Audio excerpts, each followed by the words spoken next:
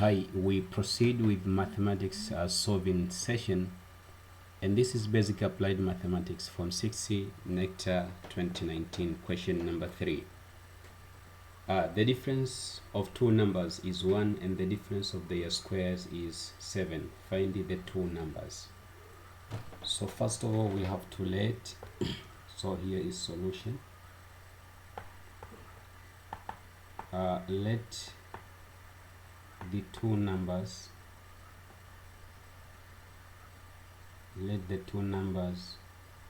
be x and y. So because we were told that the difference of these two numbers is 1, so it means x minus y equals to 1 and the difference of their squares is 7, so x square minus y square is going to be 7. So dealing with these two equations, the second equation, we can say that it is x plus y in the bracket x minus y equals to 7. But we know that actually x minus 1 here is going to be 1.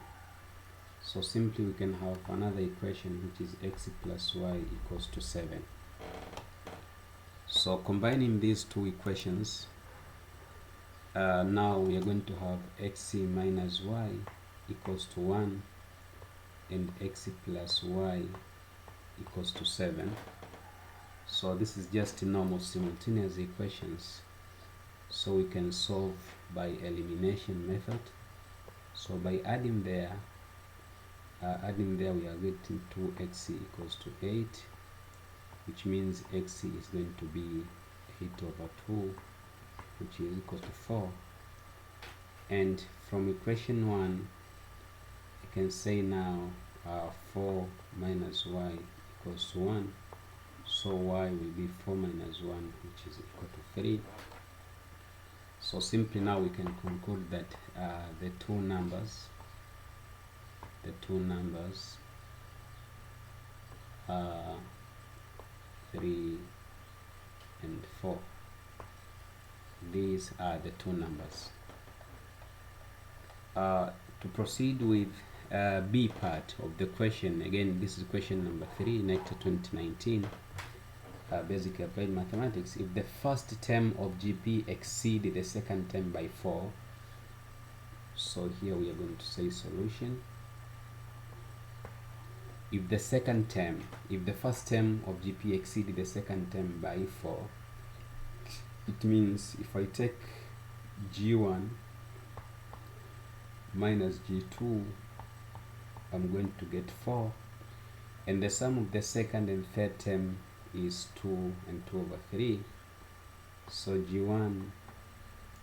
second G2 plus G3, you are going to get 2 and 2 over 3.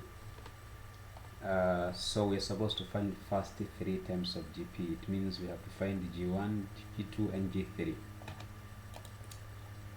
So because we are told that this is GP, we know that Gn equals to G1 R exponent n minus 1.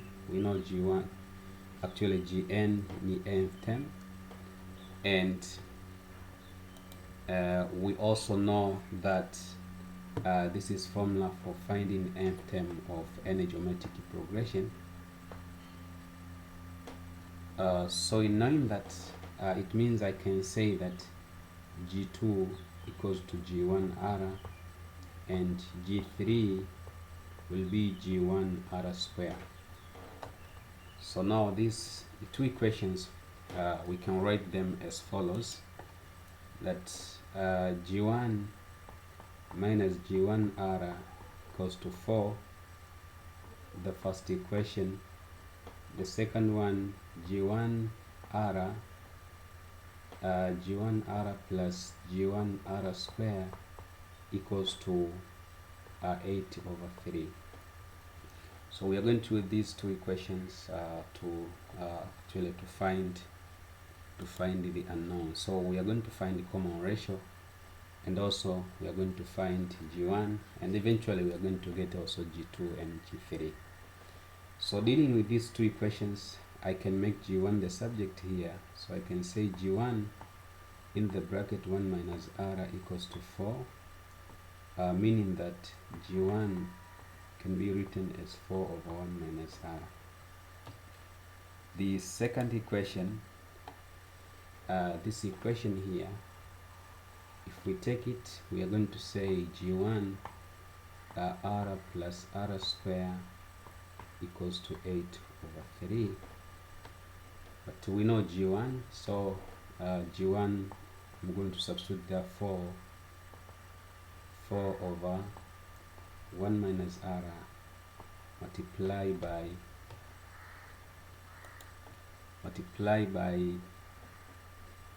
R plus R square equals to 8 over 3. To simplify the equation here, of course here you have 4, so 1, here you can have 2, so it means now the equation will be R plus R square equals to 2 over 3 in the bracket 1 minus R. I can take 3 to the other side, so taking 3 to the other side, I'm going to have 3R plus 3R square equals to 2 minus 2R. Combining like terms, so you're going to have 3R square plus 5R minus 2 equals to 0. So we have a very simple quadratic equation. We are going to solve by splitting the middle term. The factors actually will be 6c and negative 1. So I'm going to have 3R square plus 6R minus R minus 2 equals to 0. 3R taken out of the bracket here, I'm going to have R plus 2 minus 1 in the bracket R plus 2 equals to 0. So 3R minus 1, then R plus 2 equals to 0. So solving for R, we are going to get R is 1 over 3 for R equals to negative 2. So when R, we are going to have two cases now here. When R equals to 1 over 3, of course G1, according to the equation we have there, G1 is 4 over 1 minus R, so it's 4 over 1 minus R, which is 4 over 1 minus 1 over 3, it is 4 over 2 over 3. So you're going to have G1 equals to 2 times 3 equals to 6. That is the case when R equals to 1 over 3. And for that case, we can have now G2, G1R. So it is 6 times 1 over 3. We are going to get 2. And G3 will be G2R. And G2 is 2, so 2 times 1 over 3. We are going to get 2 over 3. So we can say that when R equals to 1 over 3, G1 equals to 6, G2 equals to 2, and G3 equals to 2 over 3. We can have such conclusion. And then what happens when R equals to negative 2? So when R equals to negative 2, it means G1 will be 4 over 1 minus negative 2, so it will be 4 over 3. So it means now G2 will be G1R, so 4 over 3 times negative 2, negative 8 over 3, in G3 will be G2R, so negative 8 over 3 times negative 2, we are getting 16 over 3. So we can conclude that when R equals to negative 2, so G1 will be 4 over 3, G2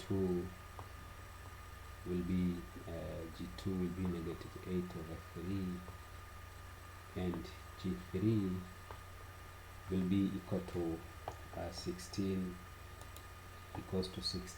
over 3. That is the conclusion we can have in B part. So that is our solution for question number 3, NECTA 2019 Basic Applied Mathematics. Thank you. I hope this was helpful to all of you.